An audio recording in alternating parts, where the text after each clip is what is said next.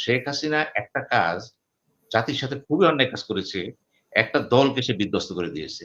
একটা আওয়ামী লীগের ত্যাগীদের বিধ্বস্ত করেছে। একটা জাতিকে বিধ্বস্ত কিন্তু এই মুহূর্তে চরম সংকটে আছে কে? বিএনপি।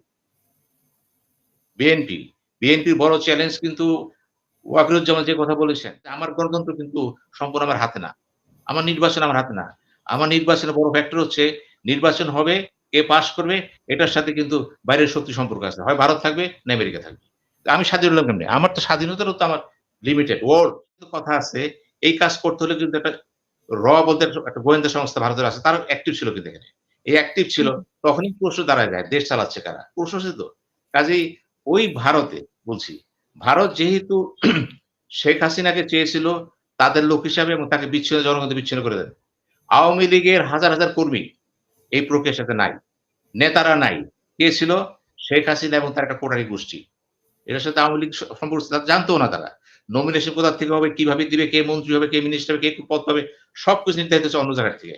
এখানে অসহায়ের মতো সব ঘুরতেছে কিন্তু। অর্থাৎ শেখ হাসিনা একটা কাজ জাতির সাথে খুবই অন্যায় কাজ করেছে।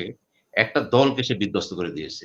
একটা আওয়ামী লীগের ত্যাগীদের বিধ্বস্ত করেছে। একটা জাতিকে বিধ্বস্ত করেছে। শুধু তাই না দেখেন, বঙ্গবন্ধুকে নিয়ে এত বাড়াবাড়ি করেছে যে তার যখন ঘটনা ঘটলো ৫ই অগাস্টে, এরপরে কি হলো? বঙ্গবন্ধু বাড়ি অ্যাটাক হলো এবং সব স্মৃতি শেষ হয়ে গেল।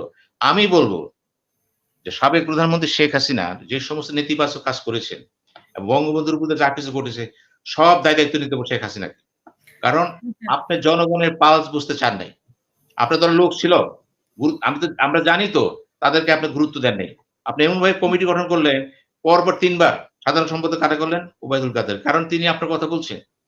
এবং তার চিকিৎসার জন্য আপনি ডক্টর শেঠিকে নিয়ে আসলেন বাংলাদেশে। যে সেটির কিন্তু প্রতি সেকেন্ডে দাম আছে। আসছে আপনি ফোন করেছেন। ভারত তাকে বলেছে। আমরা দেখেছি তো। এগুলি কেন করেছেন? এগুলো এইজন্যই করেছেন ওবায়দুল কাদেরকে বাঁচানোর জন্য না তো। আপনি চিন্তা করেছেন ওবায়দুল কাদের টিকিয়ে রাখতে হবে। এখানে টিকে রাখার কারণ ছিল আপনি দেখেন দলের ভিতরে গণতন্ত্র নাই, মহিলা গণতন্ত্র নাই, পার্লামেন্টে সব অর্থাৎ স্তাবক শ্রেণী সৃষ্টি করেছিলেন।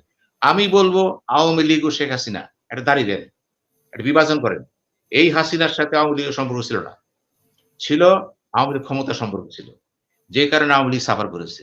ওই কারণেই কিন্তু অ্যাটর্নি জেনারেল বলেছিল।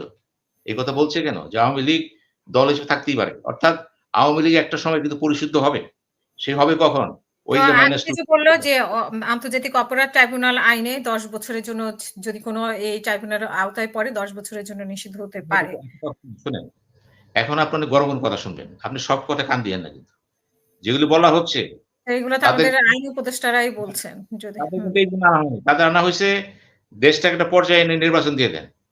হুম। তারা যদি সব কাজ করে ফেলে তো পরবর্তী সরকার এসে কি লেমন চুষ খাবে? লেমন চুষ খাবে না তো। তাদের তাহলে কি দায়িত্ব আছে। তাহলে আওয়ামী এই লীগের বিচার হবে না। শুধু শেখ হাসিনার বিচার হবে।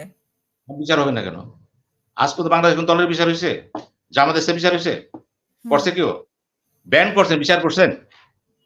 এখন কথা বলে আসছে বিচার যদি করেন জামাত ইসলামে তো বিচার হইছে। ব্যক্তিকেন্দ্রিক বিচার হলো না। নেতাদের বিচার হইছে মাইন্ড ইট। দল হিসাবে হয় নাই কিন্তু। এখন দল হিসাবে জামাত নিষিদ্ধ করছে না, সন্ত্রাসী দল। জামাতকে কিন্তু যুদ্ধ অপরাধী করে নাই, সন্ত্রাসী হিসেবে করছে কিন্তু। ওটা তো একটা অন্য চাল। এটা তো গ্রহণযোগ্য হবে না। প্রশ্ন হচ্ছে এই দেশে কিন্তু বিচার সংস্কৃতি নাই। এখন আপনি আইসিটি বলতেছেন, ইন্টার ট্রাইব্যুনালকে উঠাইবেন। আসিফ নজরুল বললেন, নিয়ে এসেছি, আপনি আনতে পারেন। আমি বলছি আওয়ামী লীগরা আন্ডারগ্রাউন্ডে পাঠাইয়েন না। বেশি কথা বলে লাভ নাই তো। এটা ওয়াকরুজ্জামান বোঝে, ডক্টর ইউনূসও বোঝে কিন্তু। তারা কথা বলে নাই তো। এবং ওয়াকরুজ্জামান যেহেতু বলছেন ১৮ মাস। ১৮ মাস পরে যদি দেখা যায় যে জনগণ উত্তপ্ত হয়ে গেছে, বিস্ফোরণ হয়ে গেছে, তাহলে কিন্তু ঘটনা অনুরূপ ঘটবে কিন্তু। ছাড়বে না কিন্তু তারা। তারা কিন্তু দেশটাকে খেলতে দেবে না কিন্তু। এবং এই খেলার মধ্যে মত্ত সব ক্ষমতা সবাই ক্ষমতা চায়। এইজন্যই বললাম যে ওয়াকার সাহেব যে ইন্টারভিউটা দিয়েছেন, এটা কিন্তু একটা মেসেজ। কখন? যখন ইউনূস সাহেবকে বলা হয় জাতিসংঘে তিনি অবৈধ। আমি দেখলাম যে জাতিসংঘে গেছে আওয়ামী লীগের লোকজন মিছিল করতেছে অবৈধ প্রধানমন্ত্রী। আচ্ছা আমি এখন জিজ্ঞেস করি, যারা আমেরিকাতে মিছিল করতেছে, লজ্জা শরম কিছু আছে তাদের? আপনারা দেশে ছিলেন, দেশে থাকেন, অবস্থা বুঝেছেন, এই আন্দোলন কি সব মিথ্যা? এখানে আওয়ামী লীগ বলতেছে অনেক অন্যায় হয়ে গেছে, অবিচার হয়ে গেছে, আপনারা বলতেছে কিছু হয় নাই, প্রধানমন্ত্রী। এখানে আপনাদের বুঝতে হবে যে আপনারা তো শেখ হাসিনাকে নষ্ট করে ফেলেছেন। আপনারাও দায়ী। আজকে যারা মিছিল করতেছে আমেরিকাতে, তারা বুঝতেন তাদের আত্মগ্রুপ দিয়ে আছে যে কেন এটা হলো, কেন দেশে আজকে এই যে টাকা পাচার হয়েছে, লুটপাট হয়েছে, অস্বীকার করতে চান? কার আমল হয়েছে এটা? কাজে আমেরিকা যে মিটিং করতেছে, আমি বলবো আওয়ামী লীগ করেন ভালো কথা, অন্ধ হয়েন না কিন্তু। অন্ধের কিন্তু কোনো বুদ্ধি নাই। আওয়ামী অন্ধ লোকদের কিন্তু সময় এসেছে। মানে এ করে কি কোনো লাভ হবে? উনারা মিছিল কিচ্ছু করে কোনো ভাবে? আমি এই যে তাদের বলা বলবো হয়েছে যে আপনারা উনার না, না, না। পদত্যাগ না দেখালে মানে হেয় করা হবে ওনাকে। এগুলো কি আমি সম্ভব? তাদেরকে বলবো যে আপনারা একটা কাজ করেন। জায়নামাজে পইড়া মন্দিরে যেয়ে যে ধর্মের হন, গির্জায় যেয়া তোবা গাড়েন।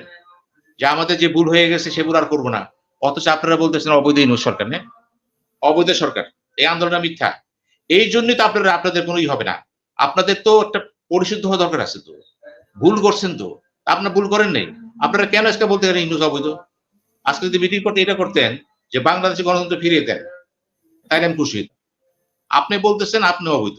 ইউনূস সাহেব এই যে বুঝতে হবে যে আওয়ামী লীগের আত্মশুদ্ধি আসেনি। এবং আত্মশুদ্ধি কেন আসবে না? ঐতিহাসিক অনেক কারণ আছে কিন্তু। এইজন্য ওয়াকার সাহেব বলেছেন, স্পষ্ট বলেছেন 18 মাস ওয়েট করেন।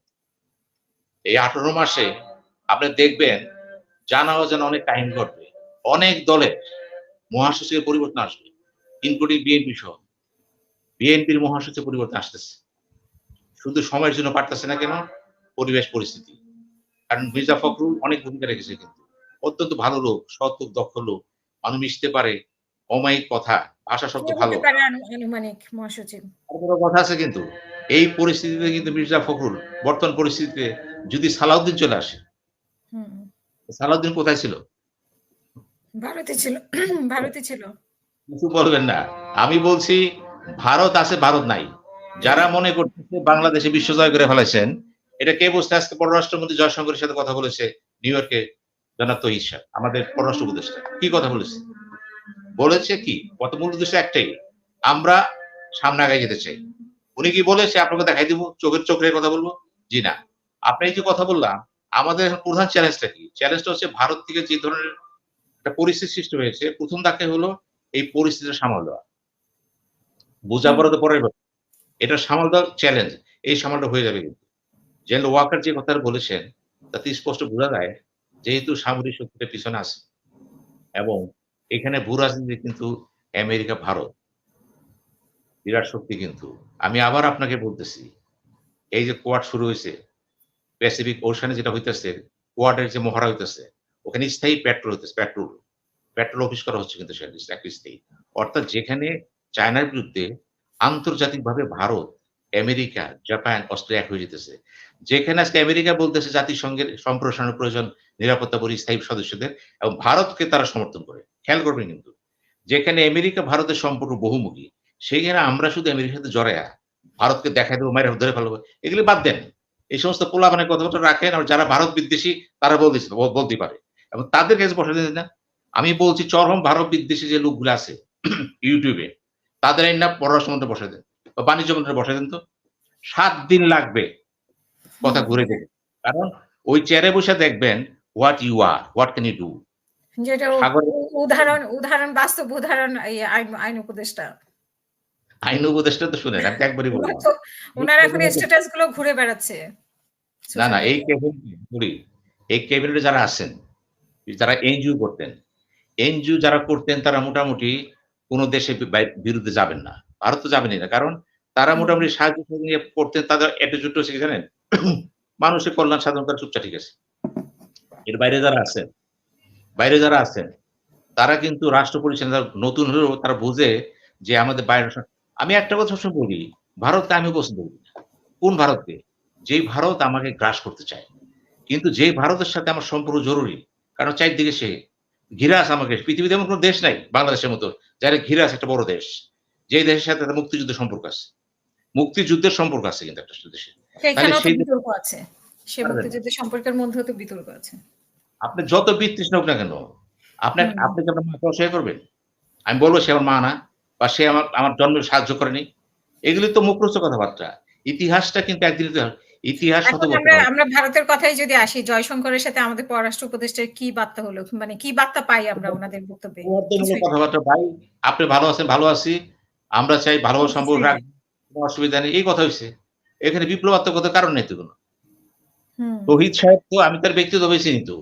সে হলো ভদ্র নম্র বিনয়ী এখন ক্যারিয়ার ডিপ্লোম্যাট। এবং ব্যক্তিগতভাবে উনি ভারতের বিপক্ষে কোনো কথাও না, না, বলবেন না। না, উনি ব্যক্তিগতভাবে মানে কোন দলে বিশ্বাস করেন না। সে ঝগড়ায় বিশ্বাস শেখ করেন। হাসিনার ব্যাপারে কোনো কথাবার্তা এরকম কোনো কিছু হয়েছে এটা কিনা? টুকটাক ২-১ টা কথা বললে আপনি লক্ষ্য রাখবেন। যখন বলে না, সে কিন্তু ওইভাবে বলে না। কথার ছলে চলে আসে। ওইটা কিন্তু সিরিয়াস কিছু না। যেমন অমিত শাহ কথা বলেন, ইনটেনশনালি কথা বলেন কিন্তু। ওগুলো হচ্ছে কথা।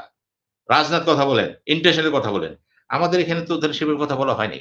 আমরা চেষ্টা করতে আমাদের চ্যালেঞ্জ কি? বিপ্লবোত্তর বাংলাদেশের প্রধান চ্যালেঞ্জ হচ্ছে আমাদের প্রধান চ্যালেঞ্জ হচ্ছে এক্সটার্নালি ভারত। ভারতের সাথে আমার সম্পর্কটা কেমন হবে? সে কি আমাকে ডিস্টার্ব করবে? ডিস্টার্ব করলে আমি কি করতে পারি? আমার পদক্ষেপটা কি? এই পদক্ষেপ নিতে গেলে একা পারবেন না তো। এখানে আপনারও তো শক্তি লাগবে। বহিঃশক্তি কি আছে? চীন আছে, আমেরিকা আছে, এরা আছে, জাপান আছে। এখন প্রশ্ন হলো ভারত আমেরিকা তো প্রায় এক হয়ে যাচ্ছে। এদিকে আবার চীনের সাথে বর্ডার নিয়ে কিন্তু ভারতের সমঝোতা হয়ে গেছে। আপনি লক্ষ্য রাখবেন কিন্তু আমি কিন্তু ওই অঙ্কে যাব না। আমি ছোট মাছ। ছোট মাছই থাকি। আমার শক্তির দরকার হলো কি সম্পদ আহরণ করেন, ভালোভাবে দেশটা গড়েন, গণতন্ত্র নিয়ে আসেন। কিন্তু আমার দেশে গণতন্ত্র আনা সহজ না কিন্তু। কারণ আমার কিছু প্রতিপক্ষ রয়ে গেছে প্রতিবেশী দেশ ভারত, আমেরিকাও রয়ে গেছে। তাদের স্বার্থের বাইরে গেলে তারা কিন্তু ঘটনা ঘটায় দিবে। কাজে আমার গণতন্ত্র কিন্তু সম্পূর্ণ আমার হাতে না। আমার নির্বাচন আমার হাতে না। আমার নির্বাচনের বড় ফ্যাক্টর হচ্ছে নির্বাচন হবে, কে পাস করবে এটার সাথে কিন্তু বাইরের শক্তি সম্পর্ক আছে। হয় ভারত থাকবে না আমেরিকা থাকবে। তো আমি স্বাধীন হলাম কেমনে? আমার তো স্বাধীনতারও তো আমার লিমিটেড। ওয়ার্লড ইন্টারন্যাশনাল কনসেপ্ট এ আমি কিন্তু সব দিক দিয়ে গরিব হওয়ার কারণে আমি পারছি না। এখন যারা অতি জাতীয়তাবাদ নিয়ে যেটা নাকি আমাদের বাণিজ্য মন্ত্রী বলেছেন, হুম। অতি ইমোশন। কথা শুনতে বলেছেন? অতি ইমোশন কিন্তু জাতির জন্য ভালো না। ব্যক্তির জীবনে ভালো না।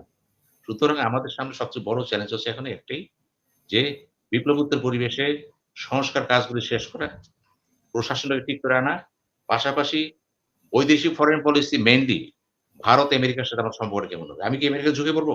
এই যে পররাষ্ট্র উপদেষ্টা বলেছেন যে বঙ্গোপসাগর নিয়ে কথা বলেছেন। এখানে চীনও চায়, ভারতও চায়, আমেরিকাও চায়। এবার আসেন। এখন চায়। সাবেক প্রধানমন্ত্রী হাসিনা বলেছেন যে সেন্ট মার্টিন চায় এই আমেরিকা। খেয়াল করবেন কিন্তু। আমরা হুম, জানি সোনাতে চেয়েছিল চায়না। এবং এই ব্যাপারে বেগম খালেদা জিয়া হাসিনা একমত ছিলেন। হুম, ২০১৩-১৪ তে কিন্তু হয়েই যেত এটা। যে হয় নাই যেকোনো কারণে হোক না। এখন ভারতের কারণে হয় নাই। এখন আপনি দেখেন যুদ্ধ কিন্তু থেমে নাই। আমাদের সামনে বড় প্রশ্ন আছে মায়ানমার, বার্মায়, মায়ানমার রোহিঙ্গা। আমাদের সাথে সমস্যা আছে যে ওখানে উত্তর-পূর্ব ভারতের বিশৃঙ্খলা দেখা দিছে। ওখানে যদি আমেরিকা ভূমিকা নেয়, চায়না ভূমিকা নেয়, আমি তো এমন একটি স্টেট, আমি তো চুপ থাকতে পারব না। থাকলেও তো আমাকে ইউজ করা হবে। আমি কতটুকু মাথা দাঁড় করব। এইজন্য বললাম জাতীয় ঐক্য খুব জরুরি প্রয়োজন। জাতীয় ঐক্যমত জরুরি প্রয়োজন। আমাদের ন্যাশনাল পাওয়ারটা কিন্তু দ্বিধাবিভক্ত। National hmm, power from the point of view of political party একেবারে দুর্বল। কথা বলে দেখবেন টক শো ফাটায় ফেলাইতেছে সব। এত কথা বলতেছে মনে হয় যে ইউনুস কিছু না তার। সেই ইউনুসে বঙ্গবন্ধু সে বড়। এই যে ভাবটা এগুলো থামায় দেন। আর কিছু বুদ্ধিজীবী তাই এসে গেছে এখানে সাংঘাতিক ব্যাপার-স্যাপার। এরকম সব কথা বলতেছে মনে হয় যে রাষ্ট্র সেই চালায়। আবার তাকে এনে বসায় দেন। বসায় দেন। আমি তো চ্যালেঞ্জ দিয়ে বলছি যে যারা চরম ভারত বিরোধী কয়েকটা লোকের চেয়ারে বসায় দেন। দিয়া এবং চেয়ারে বসে বলেন, "এবার ভাই আপনি পানি সমস্যার সমাধান করেন তো। গঙ্গার পানি কি হইছে দেখেন তো। দেখেন তো কি কথা বলে।" সে তখন বাস্তব কথা বলবে। অর্থাৎ আমিও বলছি, আমার জাতীয় স্বার্থের প্রশ্নে আমিও কিন্তু ভারত বিরোধী। কিন্তু আমি এই কথা বলব না, ভারতে পেঁয়াজ আনবো, তেল আনবো, ডাল আর তার তোরা মাছ দিবো না। আর মাছ তো একটা সিম্বলিক। এই মাছ তো আগেও দেওয়া হয়েছে, এখনো দিচ্ছে। এবং একটা ব্যাখ্যা দিছে তো। একটা মাছ নিয়ে কি আপনি গন্ডগোল করবেন? কোন সময় দেখেন হাতের আঙ্গুল কেটেও কিন্তু পুরা বডিকে বাঁচাতে হয়। এগুলি কাকে বুঝাইবেন? যারা হুম। ক্ষমতা বুঝেন না, তাদের সারা জীবন অপোজিশন থাকছিল, মাঠে থাকতেন। তাদের দরকার নাই তো। আমি এজন্য বলি বিএনপি কিন্তু এই মুহূর্তে চরম সংকটে আছে কে? বিএনপি। বিএনপি। বিএনপির বড় চ্যালেঞ্জ কিন্তু ওয়াকিরুজ্জামান যে কথা বলেছেন, it's a message to BNP also. উত্তর দিয়ে